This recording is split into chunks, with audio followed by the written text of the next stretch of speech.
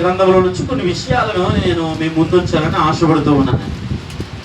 నేను తీసుకున్న లేఖన భాగంలో దేవుడు నన్ను బలపరిచిన విషయాలు కొన్ని ఉంటే, ఈ క్షణము మరి దేవుడు నన్ను ఈ చదువుతుండగా దేవుడు బలపరిచిన విషయాలు కొన్ని ఉన్నాయి. అవి ఇవి నేను ఈ దినం మీకు చెప్తానని ఆశపడుతున్నాను. ఓకే, ఇక్కడ దావీదు కీర్తనకారుడు ఆషాపు తెలియజేస్తున్న విషయం ఏంటంటే, ఒక్కసారి మనం చూస్తే 5వ వచనంలోనికి ఒకసారి మనం వెళ్తే, తొల్లిటి దినములను పూర్వకాల సంవత్సరములను నేను మనస్సునకు తెచ్చుకుందును అని రాస్తుంది. ఇది సాధారణంగా మనం అందరము ఆలోచన చేయవలసిన వచనం ఏంటంటే, తొల్లిటి దినాలు అంటే గడిచిపోయిన దినాలు, ప్రారంభ దినాలు నేను జ్ఞాపకమునకు తెచ్చుకుంటూ ఉన్నాను అన్నాడు. ఒకసారి మనము గతించిపోయిన దినాలు, క్రైస్తవ జీవితంలో ప్రారంభ దినాలను ఒకసారి మనం పరిశీలన చేసుకుంటే ఎలా ఉన్నాము? మన ప్రారంభ క్రైస్తవ జీవితం ఎలా ఉంది అనేది మనం ఆలోచన చేయవలసిన వారమై ఉన్నాం. కీర్తనకారుడు అన్నాడు, నేను గడిచిపోయిన దినాలను, నా పూర్వపు దినాలను నేను జ్ఞాపకం చేసుకుంటూ ఉన్నాను. ఒకసారి ఆలోచన చేయవలసిన వారమై ఉన్నాం. నీ పూర్వ దినం, నీ క్రైస్తవ జీవితం ఎలా ఉన్నావు, ఇప్పుడు ఎలా ఉన్నావు, నువ్వు ఆలోచన చేసుకోవాలి.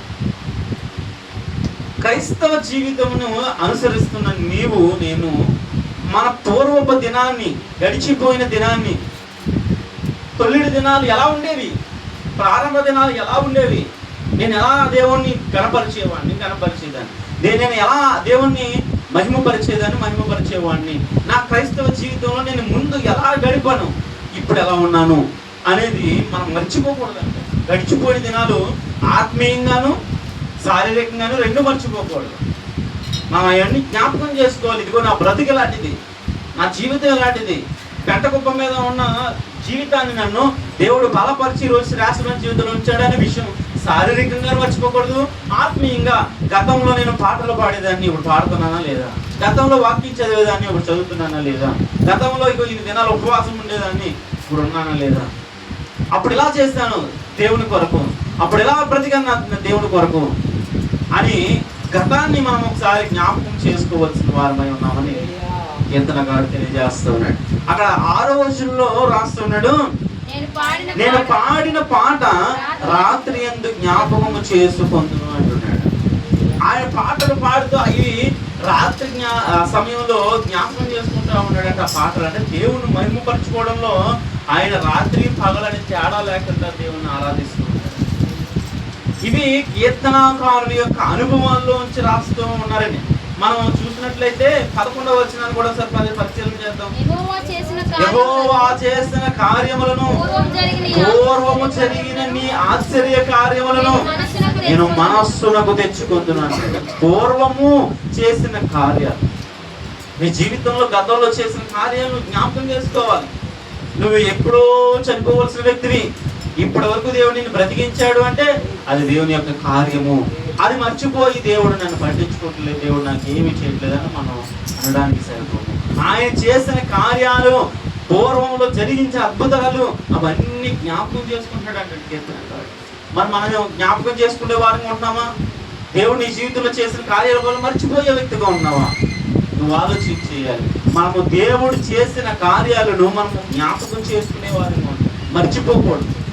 మనుషులు చేసిన కార్యాలు మర్చిపోకూడదు, దేవుడు చేసిన కార్యాలు కూడా మనం మర్చిపోకూడదు. అవి జ్ఞాపకంలోనికి రావాలి. ఇదిగో ఫలానా సమయంలో దేవుడు నా జీవితంలో అలాంటి కార్యం చేశాడు, ఫలానా సమయంలో ఫలానా వ్యక్తి నా జీవితంలో కార్యాలు చేశాడు అని జ్ఞాపకం చేసుకుంటూ మనము దేవుని సన్నిధిలో మనము ముందుకు వెళ్ళే వారిగా ఉండాలి అని కీర్తనకారుడు తెలియజేస్తూ ఉన్నాడు.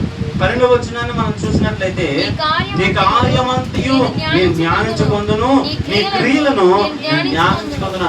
ఆయన చేసిన ప్రతి కార్యాన్ని, ఆయన క్రియలు, ఆయన ఎలా బ్రతికాడు, ఆయన ఎలా జీవించాడు, అవన్నీ జ్ఞాపకం చేసుకునే మనస్సును అక్కడ మనం కలిగి ఉండాలని దేవాదేవుడు మనతో చాలా శ్రేష్టంగా మాట్లాడుతున్నాడు. ఇక్కడ మనం ఆలోచన చేస్తే ఇవి మనం క్రైస్తవ జీవితంలో కలిగి ఉన్నామా లేదా? గతించిన దినాల్లో నువ్వు ఎలా ఉన్నావు, ఇప్పుడు ఎలా ఉన్నావు? తొలిటి దినాలను మర్చిపోయే వ్యక్తిగా ఉన్నావా? నువ్వు దేవుని మందిరానికి ప్రారంభంలో వచ్చిన ప్రారంభంలో ఎలా ఉన్నావు? ఇప్పుడు దేవుడు నిన్ను ఎలా బలపరిచాడు? నువ్వు ఎలా జీవిస్తున్నావు? అప్పుడు నువ్వు ఎలా ఉన్నావు ఆత్మీయంగా, శరీరంగా, ఇప్పుడు ఎలా ఉంటున్నావు అనే విషయాన్ని నువ్వు మర్చిపోకూడదని దేవుడు నీతో మాట్లాడుతున్నాడు. ఓకే, నేను ఈ దినము దేవుడు వాక్యాన్ని బట్టి తెలియజేస్తున్న విషయము ఇప్పుడు వద్దాము. 77వ అధ్యాయంలో 1వ వచనంలో మనకు ఈ మాట తెలియజేయబడుతుంది. ఒకసారి మనం అందరము పరిశీలన చేద్దాం. నేను ఎలుగెత్తి దేవునికి మొరపెట్టెదను, ఆయనకు మనవి చేయుదును. దేవుడు నాకు చెవి యొగ్గు వరకు నేను ఎలుగెత్తి ఆయనకు మనవి చేయుదును. దేవునికి స్తోత్రం కలుగుతుంది. హల్లెలూయా. ఇక్కడ మనం తెలుసుకోవాల్సిన విషయాలు, నేను 3 విషయాలు మేము ముందు ఉంచాలని ఆశపడతాను. 3 విషయాలు ఏమిటి అంటే, ఇక్కడ కీర్తనకారుడు మనకు తెలియపరుస్తున్న విషయం ఏంటంటే, నేను దేవునికి ఎలుగెత్తి మొరపెడతా ఉన్నాను. మనం తెలుసుకోవాల్సిన విషయం ఏంటంటే, మనకు బాధ కలిగినప్పుడు, కష్టం వచ్చినప్పుడు, అవసరత కలిగినప్పుడు మనం ఎక్కడికి వెళ్ళాలి అంటే మొట్టమొదటిది దేవుని సన్నిధిలో ప్రార్థించాలి అని రాస్తుంది.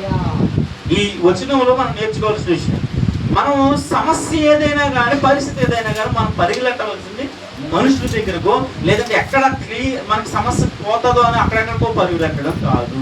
మనం ఫస్ట్ ఆఫ్ ఆల్ రావాల్సింది ఎక్కడికి అంటే దేవుని సన్నిధిలోకి రావాలి, అనగా ఆయన పాదాల దగ్గరికి రావాలి.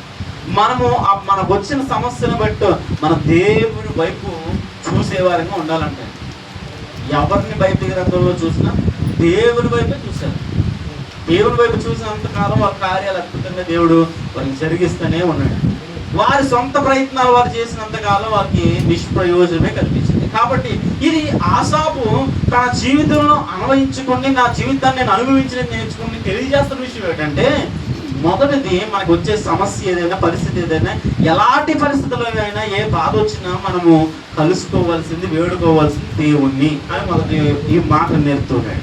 రెండవది అతడు అంటున్నాడు, మనం చూడొచ్చు అదే వచనంలో 2వ భాగంలో చెప్తున్నాడు, దేవుడు నాకు చెవి యొగ్గు వరకు నేను ఎలుగెత్తి ఆయనకు మనవి చేయుదును. అంటే నాకు దేవుడు కార్యం చేసి అంతవరకు నేను విడవను అంటే, అది అక్కడ ఏం కనబడుతుందంటే పట్టుదల కనబడుతున్నాం. ఎవరో కార్యం చేయి అది విడిచిపెట్టేసి దేవుడు ఏం చేయలేదు పట్టించుకోలేదు అనే విషయంలో కాకుండా, ఇక్కడ ఈ కీర్తనకారుడు ఏం చెప్తున్నాడంటే మనకు పట్టుదల ఉండాలి. ప్రార్థనలో అది జరిగేంత వరకు విడిచిపెట్టకూడదు. అది తీరాలి ప్రభు, నాకు అవసరం, అది ఖచ్చితంగా జరగాలి అని ఆ కీర్తనకారుడు పట్టుదలతో ప్రార్థించాడు. అతను నేర్చుకున్న అనుభవం తెలియజేస్తున్నాడు. నా ప్రార్థనకు దేవుడు చెవి యొగ్గే వరకు నేను ప్రార్థన విడిచిపెట్టాను అంటే, ఇందులో మనకు కనిపిస్తుంది ఏంటంటే పట్టుదలతో ప్రార్థిస్తాము. కాబట్టి నువ్వు చేస్తున్న ప్రార్థన ఏదైతే ఉందో, నువ్వు అడుగుతున్న అవసరత ఏదైతే ఉందో, నువ్వు చేయవలసిన పని ఏమిటంటే పట్టుదలతో ప్రార్థించే వ్యక్తిగా ఉండాలి. మొదటిది నీకు వచ్చిన సమస్యలు బట్టి దేవుని పాదాల దగ్గర రావాలి. రెండవది పట్టుదలతో ప్రార్థించాలి. మూడవది మనం తెలుసుకోవాల్సిన విషయం ఏంటంటే, ఆయన ప్రార్థన వినే దేవుడే ఉన్నాడు. ఆయన ఎందుకు ప్రార్థిస్తున్నాడు, ఎందుకు పట్టుదలతో ప్రార్థిస్తున్నాడు అంటే, నా దేవుడు ప్రార్థన వినే దేవుడు. ఇప్పుడు వినని దేవుడి దగ్గరికి వెళ్ళి, ఇప్పుడు గోడ దగ్గరికి వెళ్ళి గోడ నాకు ఈ కార్యం చేయని గోడని అడిగితే చేస్తుందా? లేదంటే మీ ఇంట్లోకి వెళ్ళి బంగారం దగ్గరికి వెళ్ళి, బంగారమా ఇదిగో నాకు అది చేయి ఇది చేయి అంటే చేస్తుందా? నీకు ఏదో ఉన్నదాని దగ్గరికి వెళ్ళి నువ్వు చేస్తే చేయమంటే అది చేయదు.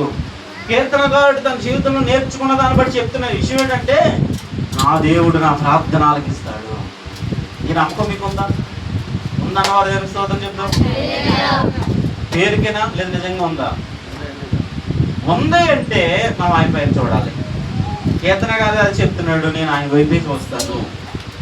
2 పట్టుదలతో ప్రార్థిస్తాను.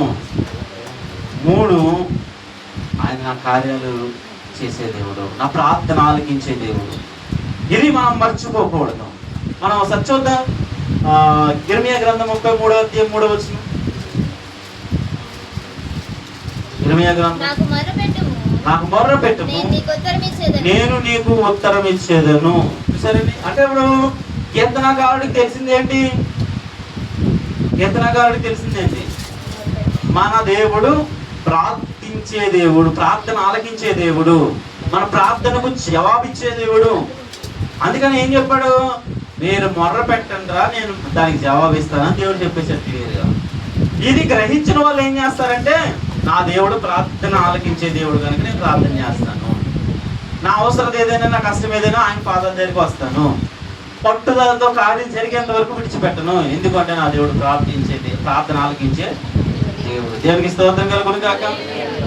మరొక మాట, కీర్తన గ్రంథం 50 అధ్యాయం 15 వచ్చిన చదువుతాం. ఆపత్కాలమున నీవు నన్ను గూర్చి మొర్ర పెట్టుము, నేను నిన్ను విడిపించేదను. దేవుడు చెప్తున్న మాటలేండి ఇవన్నీ. నాకు మొర్ర పెట్టండి, నీకు జవాబిస్తాను.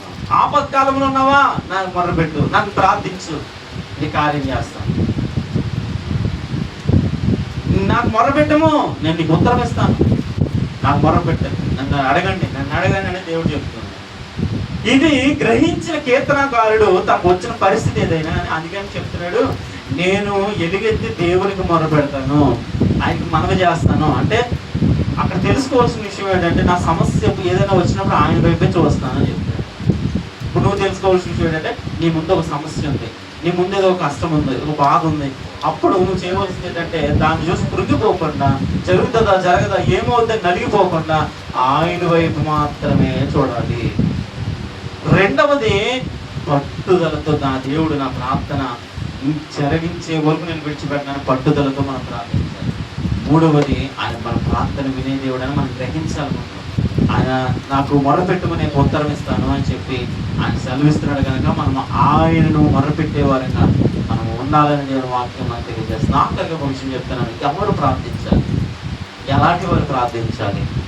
ఎవరు పడితే ఎవరు ప్రార్థించేస్తే దేవుడు విన, అంటే నా ప్రార్థన లేదని చెప్పి పాపాత్మ జీవితాన్ని జీవించిన వాళ్ళు వచ్చేసి, ఇదిగో నేను పాపం చేసి దేవుడు నా ప్రార్థన ఆలకించలేదంటే ఎంతవరకు న్యాయం? నీకు నచ్చిన జీవితాన్ని ఇంటికాడ జీవించేసి దేవుడి మందిరంలోకి వచ్చేసి ప్రార్థన చేస్తే నా ప్రార్థన ఆలకించలేదు దేవుడు అని ఏడుస్తే నీ ఎంతవరకు న్యాయం? నీకు నచ్చిన జీవితాన్ని, దేవుడికి వ్యతిరేకమైన జీవితాన్ని జీవించేసి దేవుడి మందిరంలోకి వచ్చి ప్రార్థన చేశాను, సాక్ష్యం చెప్పాను, దేవుడు నా ప్రార్థన ఆలకించలేదు, కార్యం జరిగించలేదు, దేవుడు విడిచిపెట్టేస్తాను అని చెప్పడం వరకు ఎంతవరకు న్యాయం నువ్వు ఆలోచన చేయాలి. మరి ఎవరు ప్రార్థన దేవుడు ఆలకిస్తాడంటే, కీర్తన గ్రంథం 34వ అధ్యాయం 17వ వచనం చదువుకుని మనం ముగింపులోకి వెళ్దాం. కీర్తన గ్రంథం 34వ అధ్యాయం 17వ వచనం. నీతిమంతులు మొర్రపెట్టగా యెహోవా ఆలకించును, వారి శ్రమలన్నిటిలో నుంచి వారిని విడిపించును. చాలా క్లారిటీగా కీర్తనకారుడు రాశాడు, క్లియర్గా రాశాడు, ఇంకా తేడా ఏమీ లేదు. నువ్వు నీతిమంతుడిగా కనుక, నీతిమంతురాలుగా కనుక, నీలో ఏ మలినము లేకుండా పరిశుద్ధమైన జీవితాన్ని జీవించి, ఒకవేళ గతంలో పాపం చేసి ఉండొచ్చు, గతంలో మలినమై ఉండొచ్చు, దాన్ని విడిచిపెట్టి పరిశుద్ధమైన జీవితాన్ని అనుసరిస్తూ నీతిమంతురాలుగా, నీతిమంతుడిగా నువ్వు బ్రతికినట్లయితే దేవుడు నీకు అంటాడు, నీవు మొరపెడితే నేను వెంటనే ఆలకిస్తాను. నువ్వు ఎలాంటి శ్రమలు గుండా వెళ్ళినా శ్రమల నుంచి నేను విడిపిస్తాను. రోజు నువ్వు ఎలాంటి శ్రమల గుండా వెళ్తున్నా, ఎలాంటి పరిస్థితుల్లో నువ్వు నడుస్తున్నా, దేవుడు ఖచ్చితంగా నేను విడిపిస్తాడు. నీతిమంతురాలుగా, నీతిమంతులుగా ఉంటాడు. కీర్తనకారుడు తన అనుభవంలోంచి రాస్తున్నాడు, నా దేవుడి దగ్గర నా సమస్య ఏదైనా వస్తే నేను ఆయన పాదాల దగ్గరికి వెళ్తాను, ఆయన సన్నిధిలో పెట్టిన ప్రార్థన పట్టుదలతో ప్రార్థిస్తాను. అదే రీతిగా నా దేవుడు ప్రార్థన వినే దేవుడై ఉన్నాడు అనే విషయాలను కీర్తనకారుడు మనకు తెలియజేస్తున్నాడు. ఎవరు ప్రార్థించాలి అంటే, నీతిమంతులుగా ఉన్నవారు ప్రార్థించాలి. మా పాపము లేని వారు మరి ప్రార్థించే ప్రార్థన దేవుడు వెంటనే వింటాడు. వారి సమస్యల నుంచి, వారి శ్రమల నుంచి దేవుడు వారిని విడిపిస్తాడు. అటువంటి కృప దేవాది దేవుడు మనందరికీ దయచేయండి.